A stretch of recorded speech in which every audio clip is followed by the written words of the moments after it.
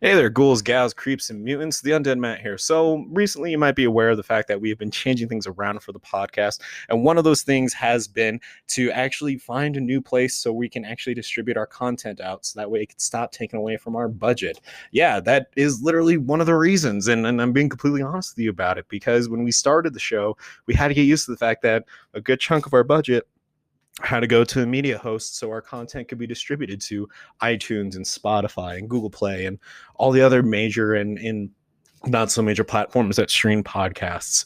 So when I heard the fact that anchors can do it and will do it for free, I was immediately skeptical, thinking that this is too good to be true type of thing. Well, thankfully, I am more happy to be wrong than I am right in a lot more instances. And this is one instances where I'm glad I am wrong. Not only does Anchor not charge you to distribute your content, but they actually pay you to actually put out your content. That's right. They will actually pay you and do not require you to have a certain amount of listeners in order to do that. Which it kind of blew my mind because again, when we started, we understood the fact that you needed a minimum amount of listenership in order to get sponsors, in order to get paid from your media host. But thankfully, Anchor does not work like that. They built this site with the eager podcaster in mind for the eager podcaster. And what's so fantastic about it is not only will they just pay you to, do what you want to do and talk about what you want to talk about and do the things that you love, but it can be heard on Spotify, Apple Podcasts, and many more. That's right. They do the work for you. They distribute your podcast everywhere. That with the fact that they have creation tools that allow you to record and edit your podcast right from your computer or your phone makes this an absolute must for any podcaster starting out or who has been in the business for a while now. It has everything you need to make a podcast in one place. And here's the thing now, if you want to be part of it, again, this is all free. So make sure you go and download the free Anchor app right now and go to anchor.fm to get started. It takes less than 5 minutes to switch over your content. I mean, we have almost 150 episodes in total, also, considering all of our bonus content. And when we switched everything over, it maybe took 3 to 5 minutes for everything to fully switch over. And there was no issue at all. They're very, very, very, very effective with bringing your content over to the new Anchor site and making the transition as smooth as possible. Anchor, again, is absolutely free to use, and we are glad that we made the switch. And again, ghouls, gals, creeps, and mutants, please check them out. Download the Anchor app or go to anchor.fm to get started today. With that being said, let's jump into some horror.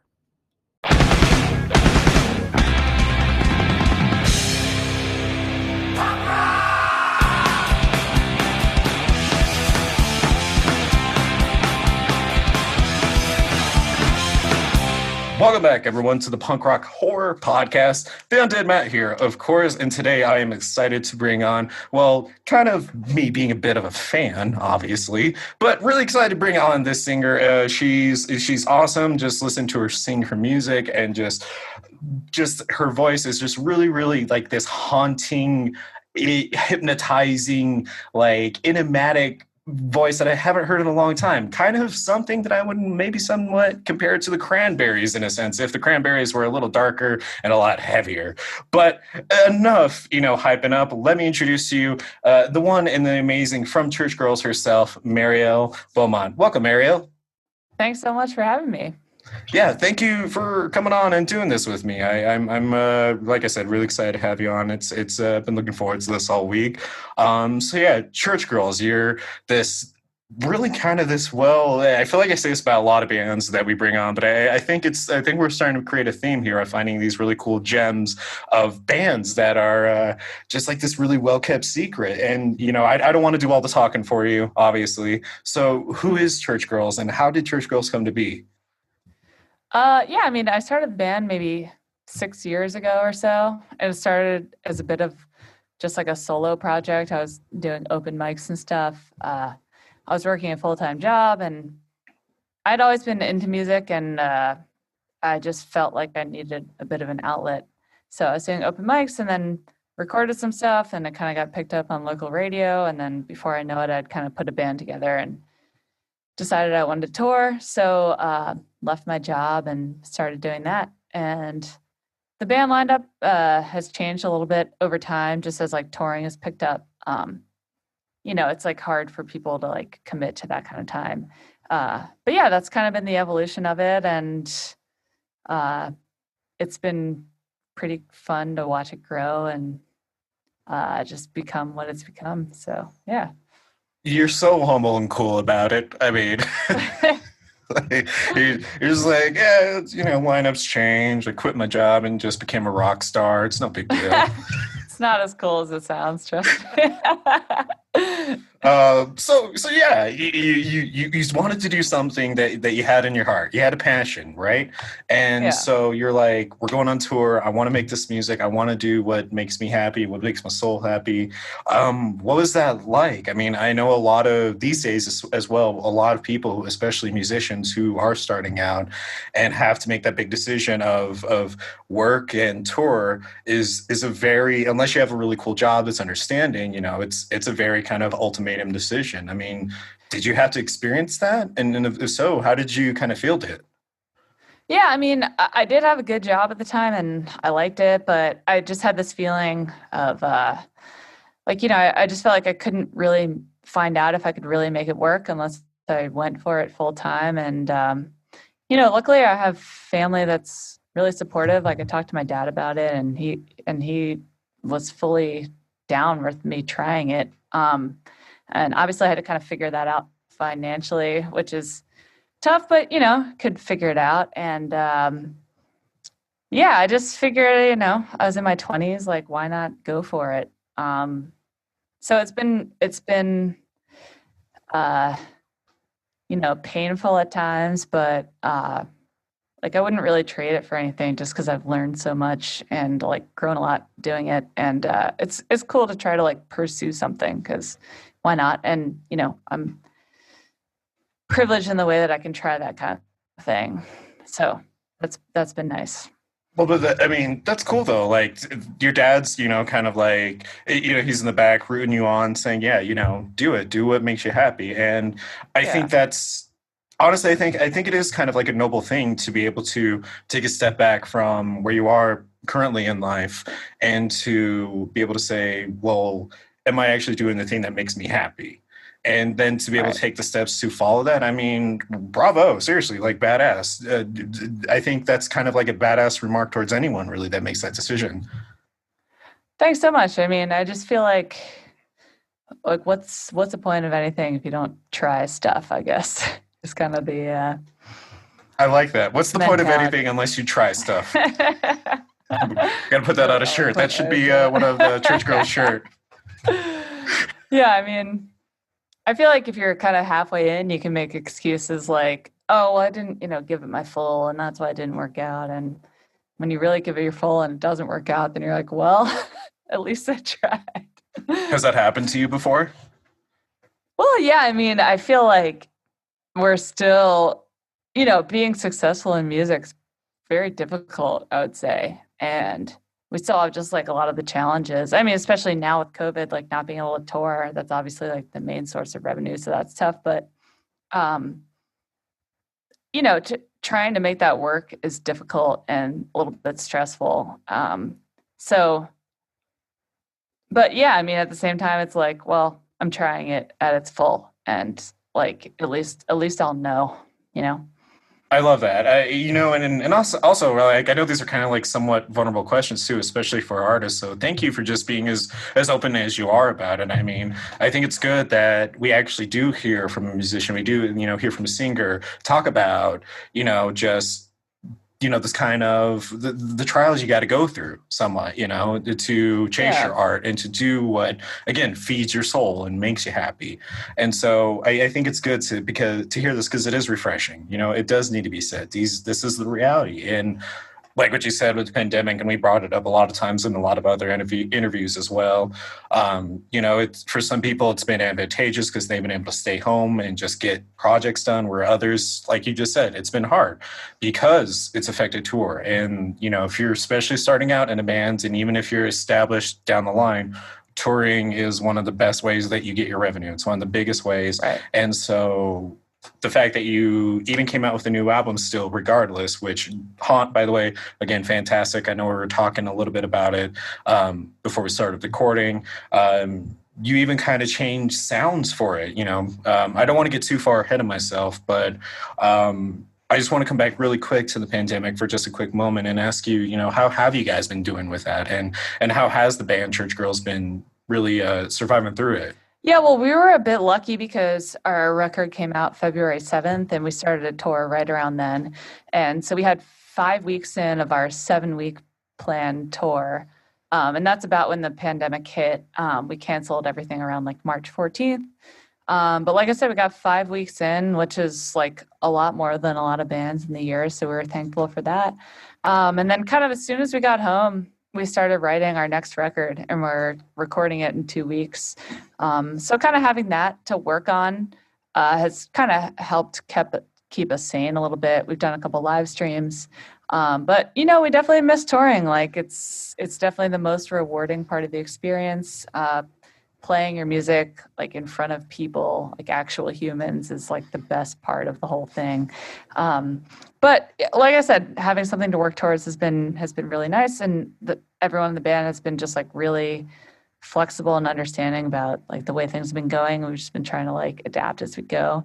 So it is what it is. It's like there's an element of it that's like, okay, we don't have control over that, so let's just take hold of what we can control. Yeah, talk about living in like an actual type of like horror movie scenario pandemic. It's far less exciting than every other pandemic horror movie made. It's definitely not 28 Days Later. I know, right? I want to chase some zombies down, or zombies chase me down, or Yeah, it'd be the other way. The zombies in 28 Days Later, they were pretty fast, I remember. Yeah, I saw that and I was like, you know what? I'm not willing to give up Twinkies in order to survive. Yeah, I know. That's a pretty good part of normal life. Like, I like living, but what's the point of giving up cake? Yeah, that's a good point. No, but you're also a fan of horror, so I'm glad we're bringing it up. You're into horror as well, and then that's why this is also just a really great interview to have you come on for, to actually talk some horror with you. I was thinking about it too, just like the kind of questions I want to ask you when it comes to horror, and I feel like such a dutz because like. Originally, I was like, oh man, I should really ask her about her favorite Romero film. And I'm like, nah, dude, don't get that, specific. Just ask her what her favorite horror is. So instead, I'm going to ask you two questions. Do you have a favorite Romero film? And if so, what it is? What is it? And also, what is just your favorite horror movie? I don't know Romero. What's like his biggest film? Tell me. Any of the Dead series. So Dawn of the Dead, Night of Living Dead, Day of the Dead. Okay. Yeah, okay. So when it comes to horror, it is okay if you don't have a favorite Romero. Yeah.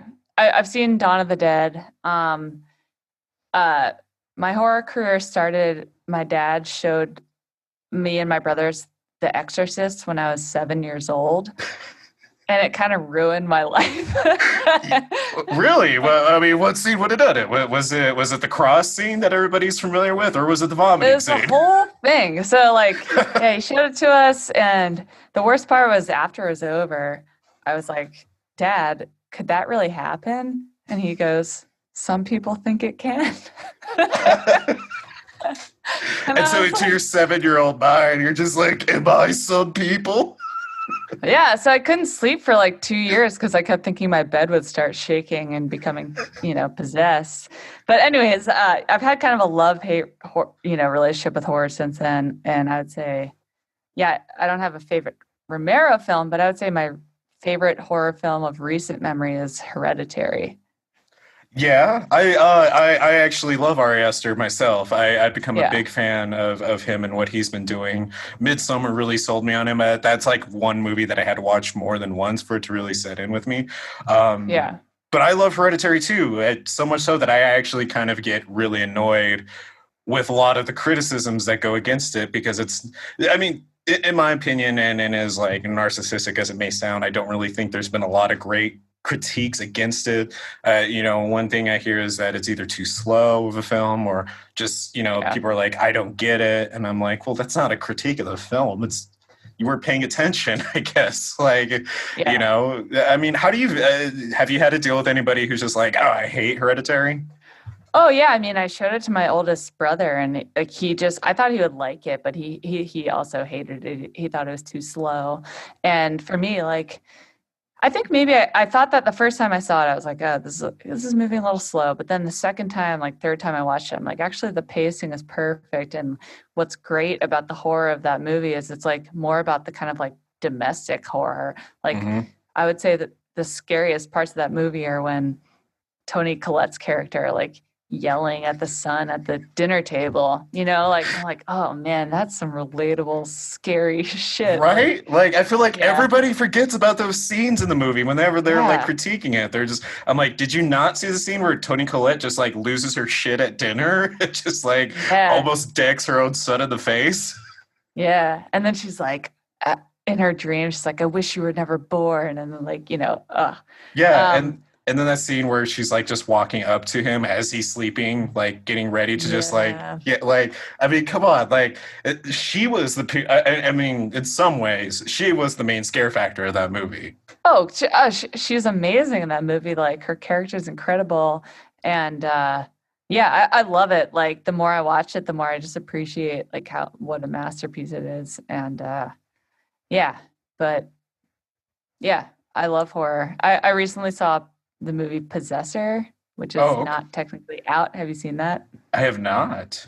I've Oh, heard of okay. it. I know what you're talking about. I do know what you're talking about. Yeah, I have not seen it. yeah. Recommend it for when it actually comes out, but I I didn't watch it in a legal manner, so maybe I shouldn't be talking about Well, now that you included that, you did you said the big L word. You're not supposed to bring up the L Oops. word. Sorry. No, you're okay. So I mean, yeah, I love Hereditary. I think Ari Aster is a brilliant director, and I think he deserves far more praise than he gets a lot of times. Yeah. Do you have a horror movie that you just absolutely hate, that you just you're not gonna sit through it ever again, that you would actually go on a mission to try to keep other people from watching? Oh man. I mean, I probably would never watch The Exorcist again. Like I haven't watched since I was 7. It was just burned into my brain. I'm like, why would I watch that again? Just ruined my life. But I don't know. Maybe it's actually good. Okay, well, I can say that The Exorcist is a good movie just I'm because sure it's good. Yeah. I'm the type of I feel like a lot of horror fans we usually kind of start out either that you're completely obsessed with it or you usually start out conflicted about it. You get Yeah. scarred by one movie early on in life and then you're like, that's it, I'm never going back to it. But something happens along the point where you're just like, I could kind of look at someone getting stabbed right now. I feel like that's maybe not like exactly like that, but I do feel like that kind of happens. I don't know. What do Yeah. you agree with that? Yeah, no, I mean, maybe I just need to like revisit the trauma and work through it. Who knows? If it helps, the movie that actually did traumatize me when I was a kid, and I was actually probably a little older than you. I think I was like 9 or 11 at the time I saw it, and it was that, believe it or not, the remake of Dawn of the Dead, where they're all. I don't know if you've actually seen it. It's the one where in the mall. Yeah. Yeah, yeah. So I saw that in theaters, I believe. oh, me too. Yeah. So I'm sure you know what scene you're gonna immediately think of, Oh, but I know what you're talking about. there's definitely a few, but the one that Pregnancy really got me. scene? Which one? The The which pregnancy scene? scene? One more time. The I'm sorry. birthing? Oh The God, pregnancy yeah, scene? that. Okay, there's that one. I mean, do we have to talk about the fact that the baby was just like they had to make the baby make a really terrifying scream, like this fucked It up, was this. horrible. Oh So there's God. that. But no, the scene that got me early on was actually in the beginning of the movie with the little girl in the hallway.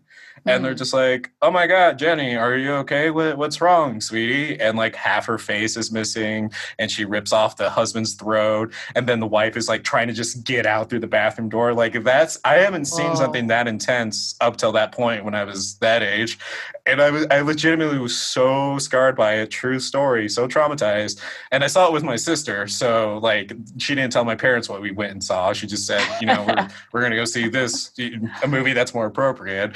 And so like I was so terrified that the next day when I woke up, I was walking very, very quietly through my house that we were living in at the time because I thought there was going to be a zombified girl that was just going to like run through and attack me. And I was but it was also eerily more quiet than it normally is in the morning this day too. So I was like, oh my God, Yeah. it's actually happening. And I was looking Yeah. outside for like destroyed cars. And as soon as like my dad just came out of the bathroom in his underwear, it just scared the shit out of me. And I'm like, wow, okay, I'm going to go back to bed.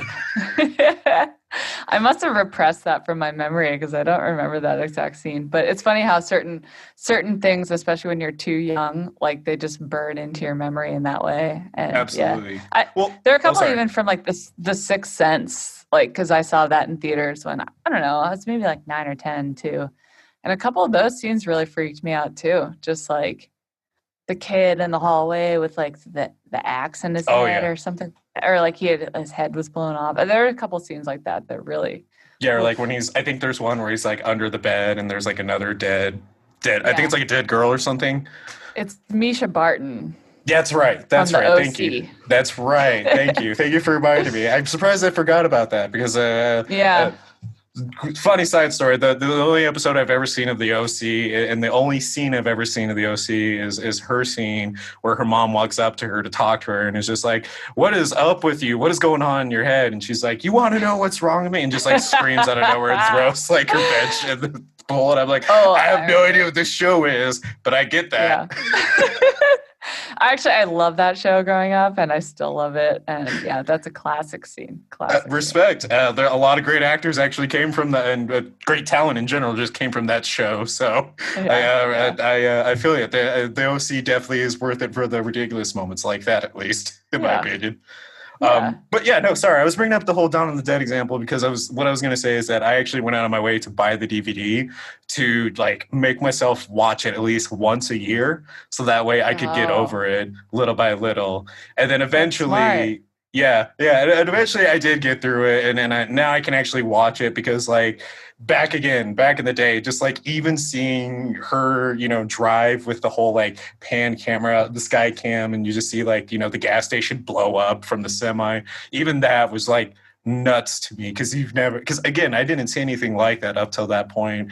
And now, Yeah. a few years later, I'm like reading comic books where like people are getting their heads ripped off and being used as weapons. So, I mean, you start from somewhere. That's smart. Maybe I'll tackle The Exorcist again, but Well, for they're fun. remaking it, so I mean, you could either watch Oh, the are they? yeah, they're remaking. I don't think they should. That's like the one remake that I think wasn't needed. Like same with Poltergeist wasn't needed.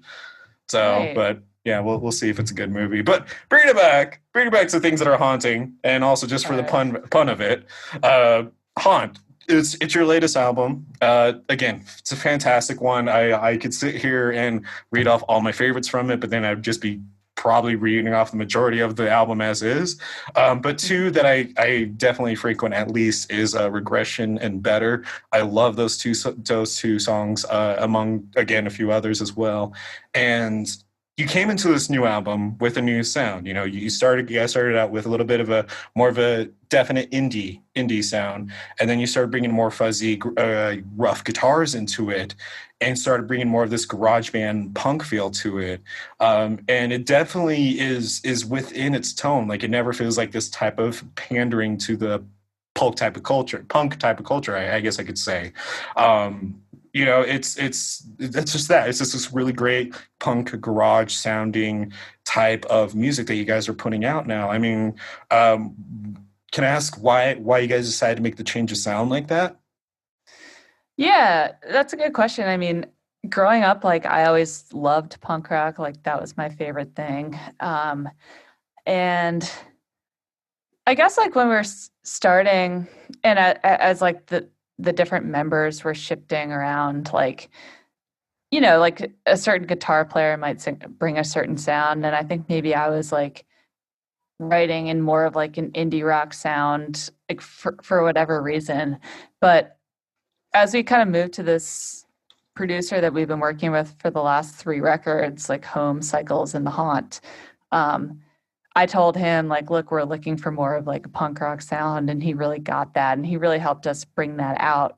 Um, And so like as that was evolving, I think I just started writing more for like just like the punk rock that I grew up in, the stuff that really got me. And I started getting a little bit more confident with my vocals, with kind of getting like a little more raw with it. So yeah, it's interesting the way that it evolved. And I would say the other thing is when we'd be playing live, like we would just find that when we would play certain songs or when we would play songs a certain way, like the crowd might start moshing or they might start getting into it. And we're like, wow, we really like this kind of feedback. And like we really felt like ourselves when we were doing that. So I think it just kind of naturally evolved in that progression. So yeah, and I don't know how else to. I don't know. I feel like I mean I love a lot of indie rock, but I feel like that genre is kind of like oversaturated or something. And I know I really like to hear stuff that's like raw um, now. So I love that's that. the stuff that we're writing. Yeah.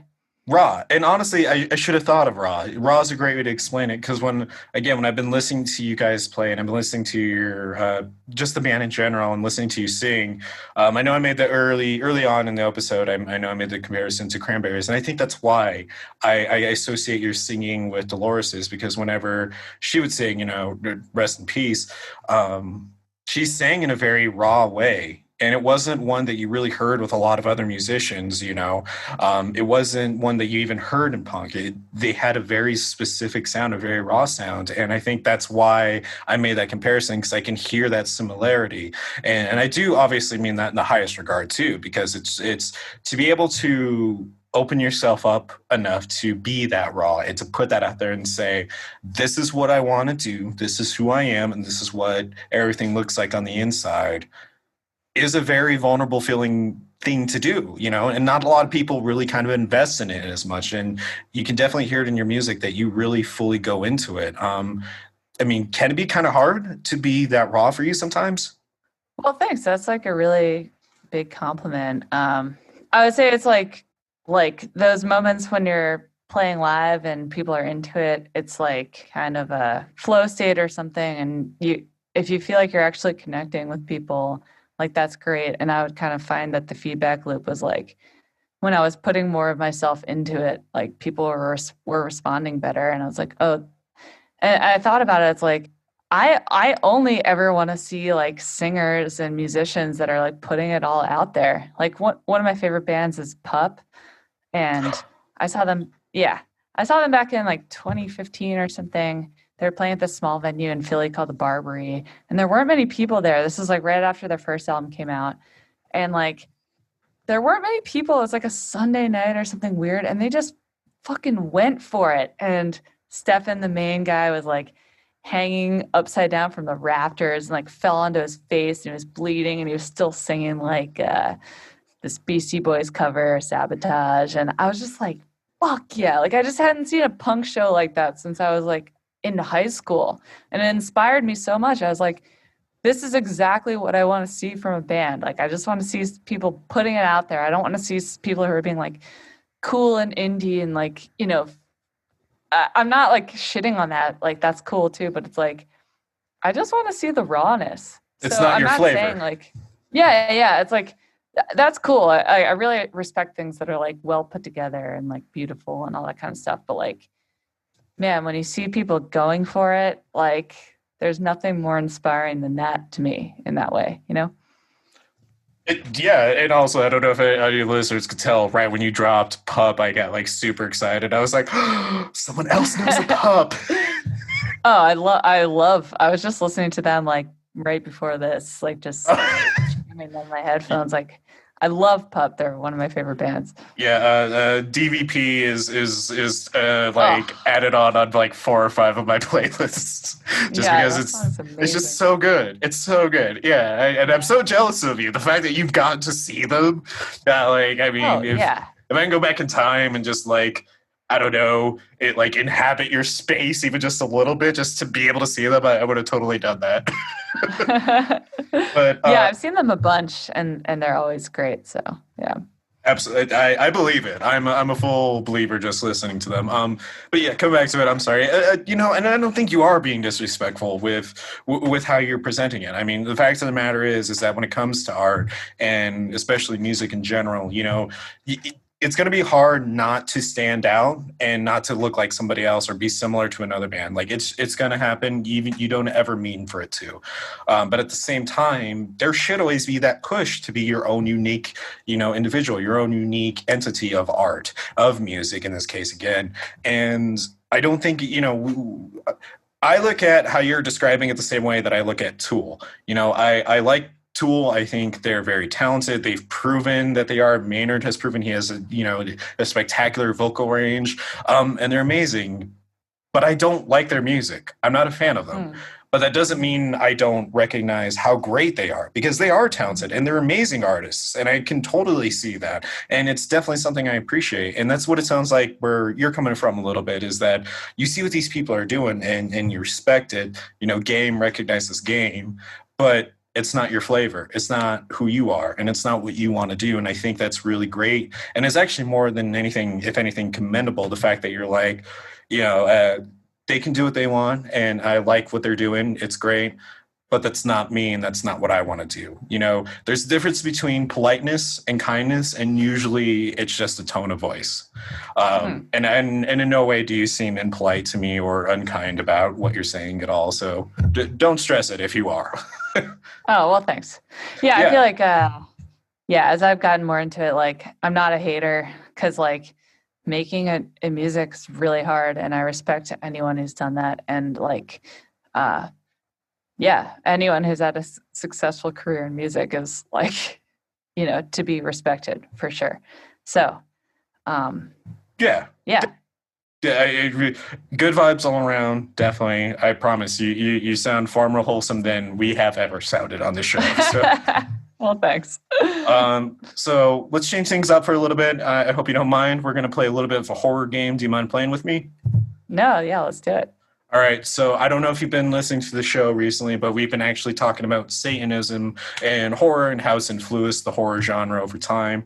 We have a third part coming out here in a few weeks. We already just came out with part 2. And on part 2, we did this game. And this one we did with Frank Meyer, and it was a blast. We had fun with it, so we're going to go ahead and do it with you here now, too. And the game is called, actually, we didn't even give it a title. It was kind of more on the spot type of deal, so I won't even give it a title. But basically, here's the idea, is that Satan's coming up for a date. He's coming up to you. He says, Mariel, I'm going to give you whatever you want. You don't have to give me your soul, but you have to beat me in a challenge. Now, Mariel, you're into music. You're an artist, obviously, so you stick with your strengths, and you're going to challenge him to a musical challenge. So here is the game. What is the song you're going to play to challenge Satan to beat him? And what are you going to play it on? You can also sing. That is an option. But I encourage you to be very creative with this, and then he'll give you whatever you want. If you want, I can give you my example of what I would have done. Yeah, let me hear yours, and then I'll think of mine. Okay, so I decided to be very cheesy with mine and stand us up on a roof of a house late at night with stars in the sky. Both of us wearing, some type of striped pants and overalls, and having a saxophone duel on top of the roof. And we were going to do it to a bunch of Kenny G songs. And so So me and Satan are going to get a little saxy on the roof of this house. Sadly, the family underneath is never going to be able to sleep right ever again, because saxophones are going to be haunting their nightmares and dreams for eternity. But now I got to have the best piece of chocolate cake I've ever had in my entire life, just because I beat Satan in a saxophone challenge. Okay, I like that. Yeah, because I feel like everybody picks guitars or the fiddle or stuff like that, and I'm like, nah, no one's picked a saxophone. I bet he would do worse than me on it. Yeah, I mean, so the instrument that comes to mind is the recorder. Obviously, it's the most irritating instrument. Like elementary grade recorder, or yeah, like a plastic, just like hot cross buns. Just. You're gonna do. Is that the song? Is you're gonna do hot cross buns? I think you have to do hot cross buns, and it's like who can do the most like, tonally just beautiful hot cross buns on a plastic recorder. Now I just have Um, this. Now I'm having this image of just like Satan, just depicted as this big burly type of Satan with the satyr type of legs, huge horns, just yeah, coming yeah, in with yeah. hellfire trail behind him, and just like he has like like a guitar in one hand, and you're like probably maybe like this massive bass in the other hand. And he's like, all right, Mariel, let's do this. I shall challenge you. And you're just like, we're gonna do this the original way, and just like flip out your recorder, and then you Yeah, just and have like this like, imagine go ahead. his like little hooves, like he's got to like make these little fingers and like play it right in front. It's gonna be a Damn little it, dainty God. with it. And you just like, and you are sitting like in a crisscross on your living room floor. And Yeah, like he just exactly. keeps messing up, and I just see you being really nice to him for some reason. Like I could just kind of see him be like, "Hey, it's okay, buddy. You slow it You can do down, this. slow it down." Even breath, like just, take a deep one, chill out. Yeah, no, I think that's what I'd go for. Satan probably just would break down and be like, everybody thinks I'm a really bad guy and I only like torturing. I've had a really great night. I can never get like the South Park image of Satan out of my head where he's like dating Saddam Hussein. I feel so dumb, because on our Tuesday episode, we were talking about what our favorite depictions of Satan is, and I totally forgot about the South Park depiction of Satan. It's I'm the from best Colorado. one. How do I forget that? It's so good. It's just, Come on, babe, Saddam. babe, I was kidding, babe. I don't like it when you do that, Saddam. Oh man, those guys are geniuses. Funny enough, I actually just rewatched Team America World Police for like the I did 15th time. too. Really? Oh my god! It's so good. My I friend love and that I were movie. crying laughing. It's still so appropriate. For Yeah. even though it came out like almost about a decade ago now, like it's still so appropriate for today's day and age. I love it. I mean, it gets me every time when he goes in and gets the prosthetic to look like he's from the Middle East. Yeah. And it's just like painted brown and it's just like patches of hair. It's like, my God, it's almost uncanny. And then they finally try to like save him because their cover's blown, and she just like Sarah Pumps like barges through with like the minigun and just lights everybody up. And it's just like, Gary. I love that movie.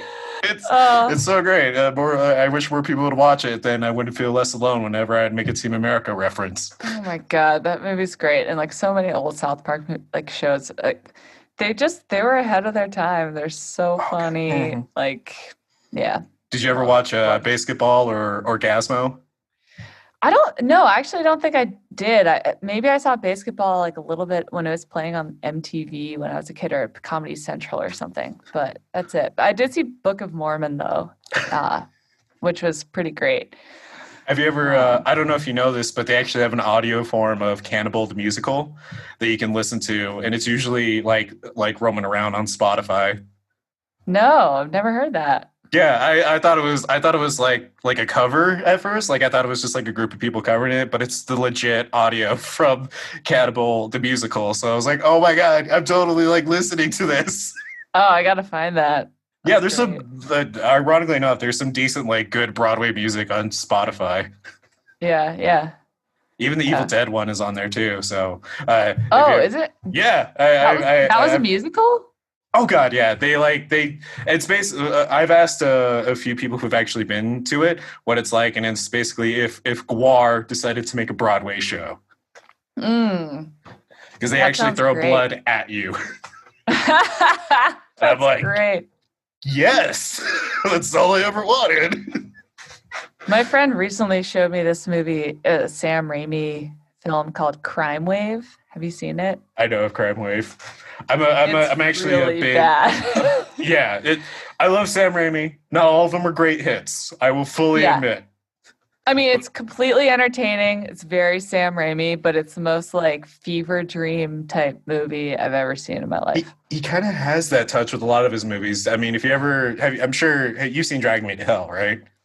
Yeah, yeah, of course, love it. So the goat alone in that movie, where he's just like, "You bitch!" Like, I mean, that's only stuff you would have in a fever dream. A Yeah, satanic yeah, goat yeah, just like flipping out and call it, just mouthing someone off. Like, yeah, but yeah. yeah, I'm actually a really huge Sam Raimi film. Evil Dead 2 is my favorite horror movie of all time. Okay, yeah, I know just about everything about that movie. So yeah. I, Evil Dead I 2 is amazing. yeah, I'm pretty My sure like I'm gonna like play a song from it for my kid's wedding one day. my my oldest brother and I were visiting my brother Kevin, and he had just broken up with his girlfriend. And my brother Brad and I were watching Evil Dead 2 on like the big screen TV. And it was like right at the scene when he was cutting his hand off with the chainsaw and like blood splattering everywhere. And his ex-girlfriend and his mom had shown up to like collect her things, and there was all like, this whole sad like dramatic scene, but in the background my brother and I are watching Evil Dead 2 and like blood splattering all over the screen. He's like, like it's so funny. Not to make light of a serious situation, but now I just again coming back to the imagery in my head, I just like it's a shame that things like this happen. I mean, I hope she finds a better someone else who can be there for her, and just in the back, oh my god, Yeah. it's just like It's like, ah! Yeah, we laugh about that all the time. But you gotta laugh at those moments, in order so those serious moments don't bring you down too much. So I think Yeah, that's really, I exactly. think it was good that you were there and that you were playing something to really kind of just like change the tone. It's like, hey, we're Yeah, done we with that sad lighten things moment. up. Let's watch this gore fest. Yeah, exactly. Well, right on. Yeah, I Yeah, love that trilogy is great. Army of Darkness. We've laughed so much about that movie. And Evil Dead 2, I think, is like the masterpiece of the three. But mm-hmm. yeah. Did you probably already know this then, but did you know that Evil Dead 2 is actually what they originally wanted to make when Sam Raimi first made Evil Dead? No, I didn't know that. Yeah, so it's although it's called Evil Dead 2, it's also kind of seen as just Evil Dead 1 in the sense that when the first Evil Dead came out, obviously it was a college project then, but it wasn't until later on when Stephen King actually saw the original Evil Dead, loved what was going on, loved what was happening, reached out to a few connections, and reached out to Sam Raimi and was like, hey, I want to fund your next project. I really enjoyed your movie. And then Sam Raimi's like, okay, well, I want to make the Evil Dead 2 that I want to make. And long story short, Sam Raimi basically credits Evil Dead 2 to being Stephen King's creation more than his, because Oh. it wouldn't have been a thing if it wasn't for Stephen King going through the trouble to fund it. And so reading that, you're just like, wow. Imagine what that be like if you make, just an independent movie and then out of nowhere during your day job, you just get a random call and be like, Mariel, you got a call from someone. Who is it? Some guy named Stephen King? Like, I couldn't even imagine what that would be like. Just be like, oh, Stephen King wants to fund my ideas. Yeah, that's the call you want. That's great. It's one of those once in a lifetime ones. So yeah, supposedly if you ever ask Sam Raimi, he'll just say that it's Stephen King's Evil Dead 2, not his. Okay. But All right. yeah, it's another interesting little fact about it. I love that movie. We could talk about Evil Dead 2 this entire episode, to be quite honest with you. I can even tell you about all the tattoos I have of Evil Dead 2, but Oh, no way. That's yeah, I don't. amazing. It's probably not going to show up well, but Oh, you hell kind of. yeah, Ash. And then if I'm trying to turn it like so it'll show. Oh, get the chainsaw. Yeah, Oh, and then the yeah. possessed grandmother, the possessed aunt. Oh, that's dope. Yeah. That's so well done. Thank you. Yeah, shout out to Mammoth American Tattoo here in Colorado, Chad. He's a genius when it comes to the needle. Has been doing it since the '80s, and I'm just glad that he'll even tattoo anything on me. And I got lucky because he's also an Evil Dead fan. He's like, of course I will tattoo Ash on your arm. Hell yeah. And I was like, Great. yes, got lucky. I feel like I should just put I'm a big fan of Evil Dead 2 on my resume for future notes, just in case it clicks up with somebody. Like, how come you're I feel like CEO? Go ahead. No, I just feel like I haven't met many people who haven't seen that movie, right? right? Am I just friends with weirdos? I don't know. I feel you. Anytime I've every time I do meet somebody who hasn't seen it, I make it my mission to make sure they watch the thing in its entirety, and I have to Yeah. like preface them, and be like, you gotta understand how great of a masterpiece this is. And then like I'll even bring like cattle prods to keep them awake if they try to fall asleep during it. I won't go that far. I'm kidding, but Yeah, I enjoy horror that has like a little bit of a silliness to it, and that's why Sam Raimi's great. Like he doesn't take himself super seriously, and do you like if you can serious? have a little bit of a Do you like serious horror more or like funny horror, like the comedic type of horror? yeah, I mean, I like both. I mean, when we were talking about Ari Aster, like Hereditary is obviously really dark and serious, but it has like a tiny bit of humor in it, and then Midsummer has like a lot of humor in it. Even the parts that I feel like normal people would be very freaked out by, I thought he was giving a little wink, like, "Oh, this is funny." Like even the gore, like the Adu test bun scene or whatever. Like it's meant to be a little bit funny. I think I could Yeah. be wrong, but No, yeah, I think you're right. I think it's good that you're even pulling that out of it, to be quite honest. Because another like fun fact about movies and horror movies, but with this case about Midsummer, is that when Ari Aster actually wrote the movie, he was actually going through a serious heartbreak during the time, and so that's why yeah, like the whole movie revolves around the theme of heartbreak. And so like each scene of the theme, like or not, I mean each part of the movie as it goes on, kind of like explores the different trials and up and downs that somebody goes through in a relationship that's failing and it's going to end. And right, so I'm glad I'm not the only one that laughed at some of those scenes, because I definitely felt like yeah. I was a bit of a cold hearted jerk. So I'm like, okay, I'm not the only one. Good, good. No, I mean, I saw it in theaters and like everyone was cracking up throughout. And I was like, I think he wanted this in a way. And like, it's Really? funny because obviously it's like yeah, I mean, I think I've heard him say that in interviews, like that he wanted some laughter for parts. Okay. Um, but obviously, like the film is like incredibly dark, but Mm-hmm. I Are you think kidding it me? has a little bit What's of, dark about watching your ex lover burn in a bear suit in a barn? yeah, that's true. I don't know. That's pretty standard day. I'm sure we all have an ex where we were just like, I might look the other way. I saw it with my bass player, and he was like, "I'm Team Danny." Like after that, he was like, "I was so proud of Danny after that Yeah, movie." I was like, "Yeah, right? Just like, who do you want yeah." to sacrifice? And we're like, everybody's just like, come on, Danny, come on. Come on. We know you want to sacrifice. Just do it. And when she just like gave the nod, we're like, yeah, Yeah. kill him, kill. He had to go. He had to He go. had to go. He had to go. The final line for me was when he was like trying to jump on the same project that his friend was doing. I was like, Oh yeah. bro, come on, man. So annoying. Yeah, it was. I know. But shout out to him for actually doing the role well. Like he did a really good, like somewhat bad guy. Totally killed it. Yeah, it was great. And the fact that the movie is just like like a drug trip the entire time, with its visuals in the background, and how the landscape will shift if you're not paying attention, and it'll just do it subtly. Like it was really, really smart how they did everything in that movie. And I just like, I kind of, it's one of those movies where like, in a sense, you wanted to have like at least a prequel of how everything came to be. But at the same time, it's so good on its own that it doesn't really warrant it, because they really do a Yeah. good job at explaining why they do everything that they do. And it's like, I mean, do you really need that imagery of like two other people falling off a cliff? Totally, totally. I mean, I even saw the director's cut and I thought it was good, but I thought that like the original edit, it just had everything it needed in it. And I agree, like the psychedelic, so many movies like try to replicate that experience and like do it so poorly. And I thought that movie did it so well. So I appreciated that. Yeah, yeah, I agree with you. I feel like we talked more about horror than we did music. Because I want to do you guys just, I want to do Church Girls justice. I want more people to hear Sure. about who you are and what you're doing, because it's just so fantastic.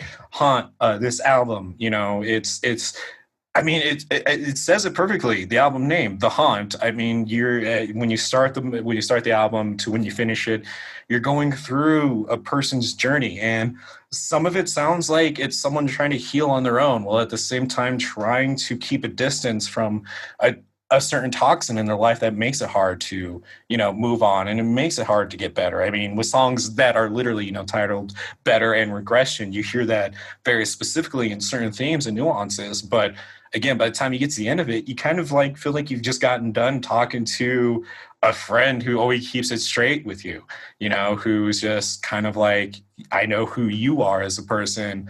And so you come out of it feeling a little more, I guess, vilified, a little more justified, and just wanting to be a better person in general. I don't know if this is what you were hoping to go for, but I wanted to hear more about what was the inspiration for The Haunt.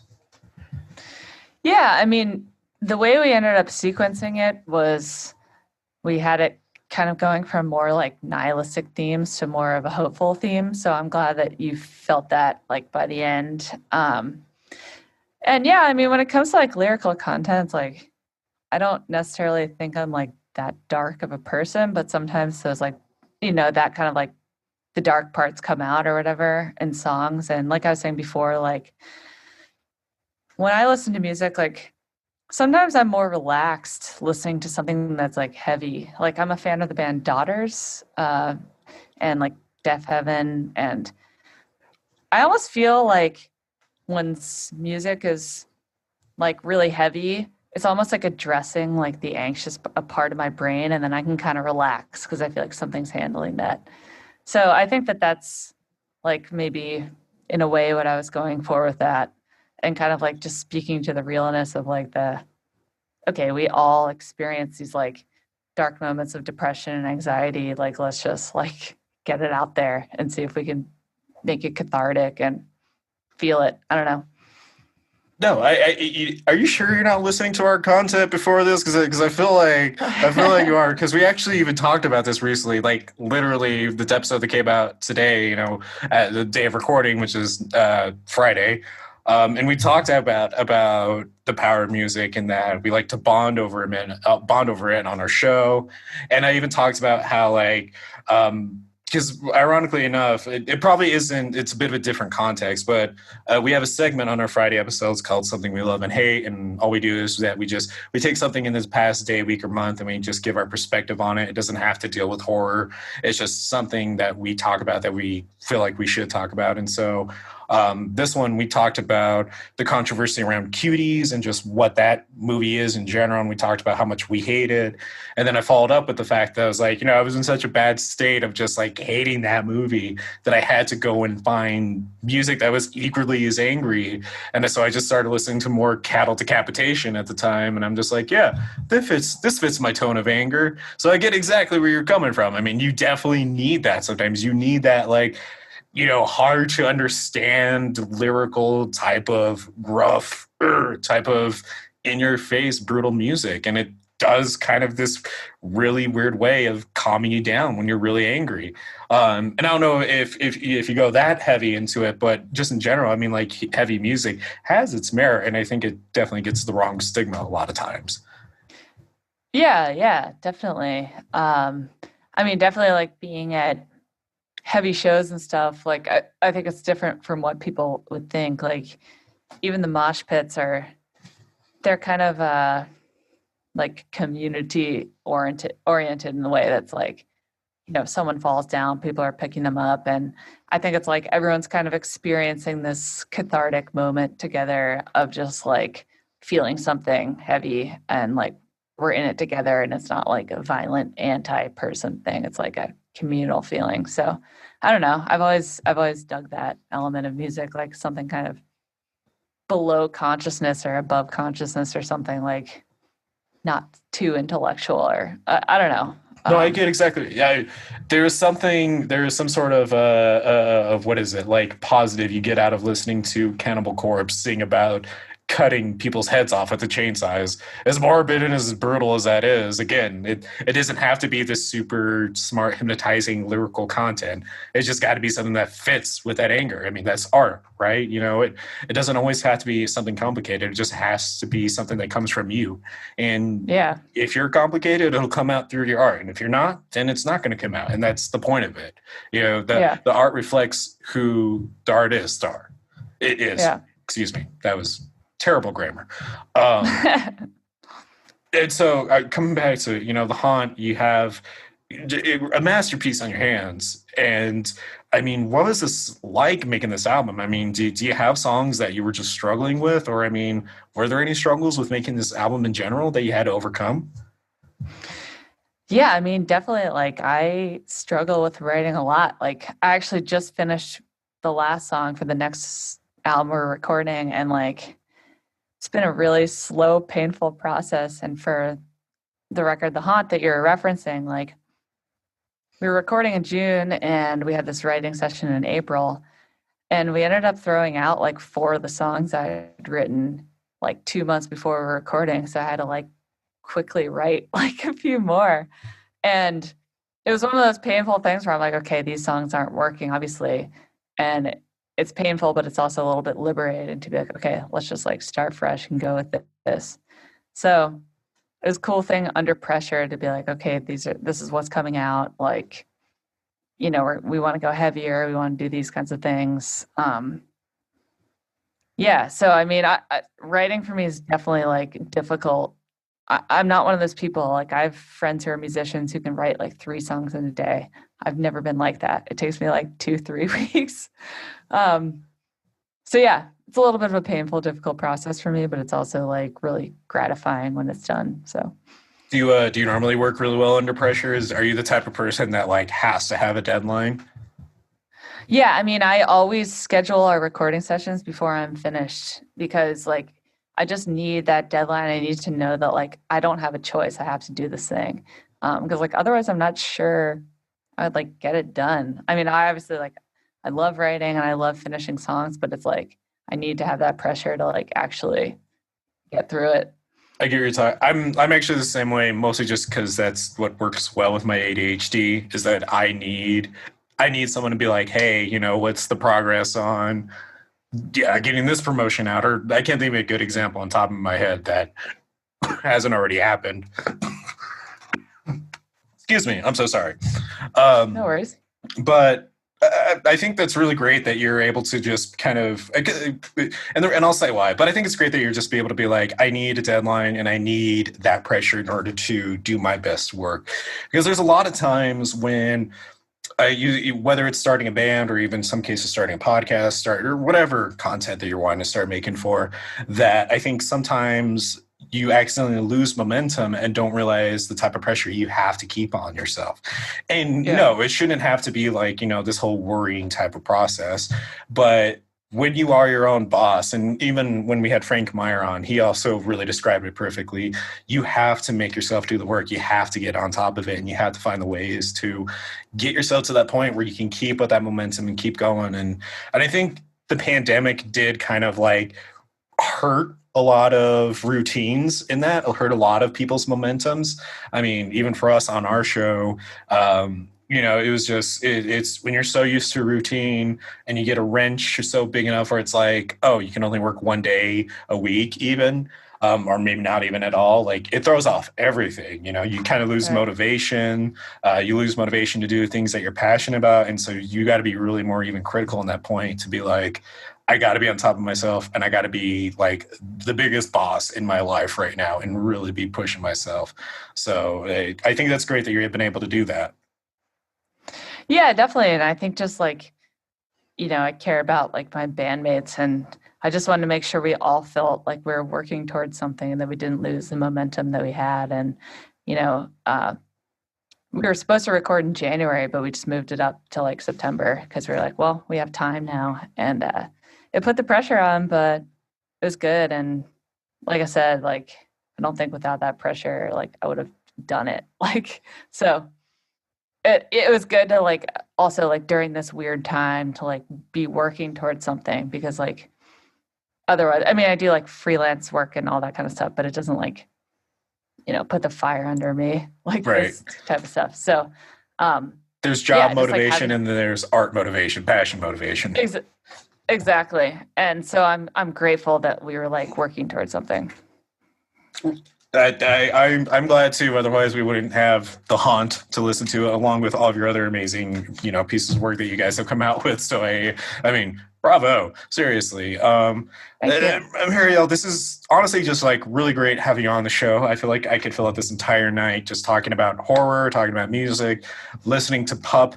I mean, you're this person with all these amazing flavors, that are attached to you. You're doing all these great things, and a lot of it is this great music that you're making. A few things that I just kind of want to ask you before we wrap up for today are just, what is some advice that you would want to give to someone else who's starting out that you wish you knew when you started chasing church girls and what you wanted to do? Oh, that's a good question. I mean, I think it's what we were talking about before. Like, when you're starting something out, I think you kind of want to wait for everything to be perfect, like in your mind before you start. And I think you just have to like get out there, because like you can't improve until you like actually have the experience and like learn the lessons that you do. Like when this band first started, like we weren't good. Like we weren't a good live band for a really long time. It takes a really long time to become good live. And you just have to like get out there and like get the experience, not be afraid. So yeah, that's one thing I would say. And just like keep at it. It's like hard. And I mean, it's only been like 6 years or something, but it's like, a lot of things will get you down, but I've just seen a lot of bands that were like cool and big in Philly when we first started that like have quit, and like the industry's tough and it can feel too big, but like if you just keep working at it, like you might break through. And I'm not saying we haven't broken through yet, but like we're just working on it. And just like stay at it. I don't know, just put yourself out there, stay at it, play a lot of shows, and just like keep at it. There's nothing else you can do. If you're too afraid of failure, you'll never be able to risk it for something greater. Exactly. I like it.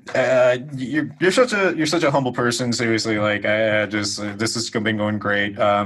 Last question I want to ask before we get to our little fun question that we always ask all of our musicians, all of our bands to come on is what is so obviously you already talked about it that you're about to go into the studio in 2 weeks. But what else is Church Girls working on, and what should people keep their eyes open for? Yeah, I mean, like we've done a couple live streams. We have one coming out next week. We'll be recording, and I'm really praying that we can get back on the road in 2021 if things normalize out. So yeah, I would say that's kind of what to look out for. I wish we had more exciting things to discuss, but like hopefully the new record should come out like spring next year, and we'll just keep on pushing on until then. So when things open up, can we expect Church Girls to stop by Colorado anytime soon? Oh yeah, well definitely. We've played Denver, we've played Fort Collins. We always come through the West, so love to come back through Colorado. I'm excited. I can't wait to come out and see you guys, to see the whole band play. For sure. I'm trying to get better at not saying guys. Like, I realize I say that a lot and I don't ever mean to. It's definitely just like one of those like coping, like habit words that you just say without thinking about it. And I'm always worried I offend someone. No, I'm never offended by that. And I feel like that's like a generalized gender neutral. I'm not one to speak about these things, but I say it all the time too, so no worries. Okay, at least, again, game recognizes game. At least we're on the same level with that. And also, because I've been trying not to point it out the entire interview, but I do appreciate your Frankenstein portrait in the back, along with the music that you have too, your guitars as well. So bravo. I'm a little jealous. I'm not going to lie. I wish I had switched the laptop around and then I could show off my Iron Maiden albums and my Evil Dead shoes that I have, but nope, now you just get the white wall and just a few things. It's cool. I mean, that's for me, my wife. That's that was nice. made for M&L. That's really cute. Yeah. So, I mean, it's not. I can maybe put some blood on it, and maybe that'll make it look. She'd love that, I'm sure. She puts up with a lot of it.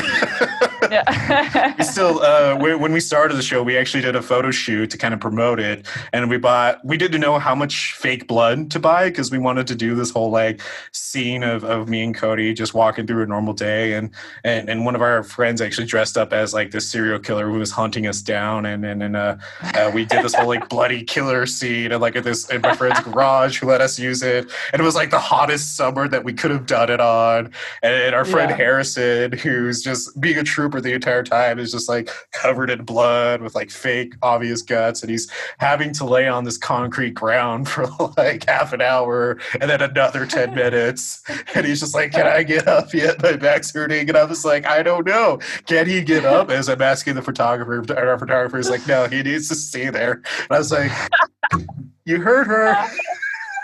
Can't help it. Sorry, buddy. Your back is going to be sacrificed for the benefit of the show. I would love to see these photos. They're on our website. You feel free to check them out. I can send you a few too. Yeah, but we put them all up on a slideshow on our website.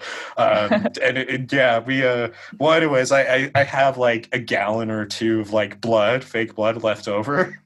So I'm waiting, and I'm really bummed out because we usually only bring it out to like do like cosmetics for like, Halloween, but now that we don't even know if Halloween's going to happen, now I just got like all this blood that's going to waste, and I feel like there's some like pretty like terrifying things that I could do that could give me the day off work with it, but yeah, you'll find a way. You'll find something. That'll be all right. Maybe I can just ever hurt to have some fake blood.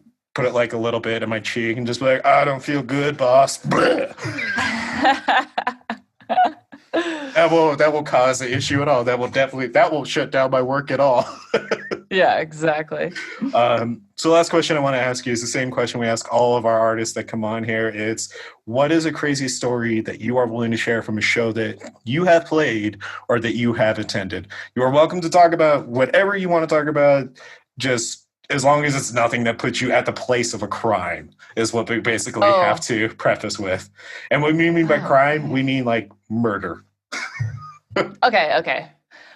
We played this great house show in Pittsburgh, and we love playing Pittsburgh. They have a really great like DIY punk scene where we'll play these like basements for all these kids. And at the very end of our set, someone had a seizure, and everyone had to evacuate the show immediately, and paramedics came, and because it was a place where like they weren't allowed to have shows. So it was like this really quick evacuation of like, 150 kids or something. And maybe that's it. I don't know. But that felt kind of good because, like everyone's really into the set, and then it was like, someone had a seizure, everyone out, So wait, why did they have to evacuate for maybe I'm just ignorant to what happens when somebody has a seizure, so bear with me. But so why did they have to evacuate it then? So, I mean, because like they weren't like legally allowed to be having like, that many people at their place for a show. Oh, okay. Illegal. I got you. Okay. Yeah. So like and the person was okay. Everything was fine, obviously. But to get the paramedics there, they had to get everyone out first so that there wouldn't be any like legal problems with the fact that like, they're having an illegal show at their house. Mm-hmm. Okay, I got you now. Now I understand. Sorry I didn't connect the two. And also, sorry, totally did not mean to sound like I didn't care about the person who's having a seizure. I realized as I was saying, I probably should have prefaced that everyone is okay, everything is fine. Everybody's cool. I'm just like, yeah, a guy had a seizure, but what about the place? Whatever about that guy. I'm sure he's cool. Whatever. Yeah, well, we were still like kind of selling merch. Like the paramedics were there, and someone was like whispering, like, can we get a T-shirt for $10? Wait, so the emergency responders were the ones that are like, can I get a shirt? No, it was like some kids were still kind of hanging around. Oh, okay. Merch, and the paramedics were there like dealing. So I don't know. I like that version a little more, only just because I want to imagine a paramedics just getting this person into the ambulance, and they just like stop by and be like, "Oh, real quick, I really like your music. Do you got a shirt I can buy or something?" Just like that would have been way better. Try to keep it, Sirius will ask you for your shirt. That would have been really funny. You should have just said that. Yeah. Yeah. One more I can tell. Go for it. When we were in Birmingham, we were at a barbecue spot and we ran into the guitar player from Pup. And so I went up to him and was like, "Hey," and introduced ourselves. And it turned out that they were playing at a venue like right across from where we were playing. So right after our set, we just ran over to the venue and just like went in, and we were like front row for the Pup set. So that was a really great moment because everyone in the band was, big Pup fan. So that was again, you're just like so humble. You're like, "Yeah, I got to meet the guitarist of Pup. I mean, we had a beers, whatever. Gave us front row seats. And well, I got to take home a signed guitar and drive. and they gave me the keys to their van. And from what I could tell, they're just incredibly humble, sweet people too. So that was really, really great. Oh, you gotta love those moments when you actually go up and talk to like a band that you've been a fan of for a long time, and you're just like, and they're just as like cool as you. Honestly, that's kind of like what I immediately got with you when we hopped on before we started recording, because I was definitely getting like that kind of like nervousness. Because I celebrities are one thing, but when it comes to music, meeting artists that I really really adore, I always get extremely nervous whenever I talk to them. And thankfully, doing this show enough times and doing enough interviews, I've gotten less nervous. I've gotten better with that. But it's always just a great moment when you get to talk to someone that you idolize in some way, or admire at least. And you're just, and they remind you that they're just a person just like you. And you live for moments like those sometimes. And so bravo is basically what I'm saying. Like, oh, that's so flattering. Thanks. I don't feel cool at all. So that's thank you. Usually it's people that don't feel cool that are the coolest. Yeah. In my book, at least. I'm a proponent of if you try too hard to be cool, you're probably not very cool. Yeah, it's very true. People can smell that from a mile away. So.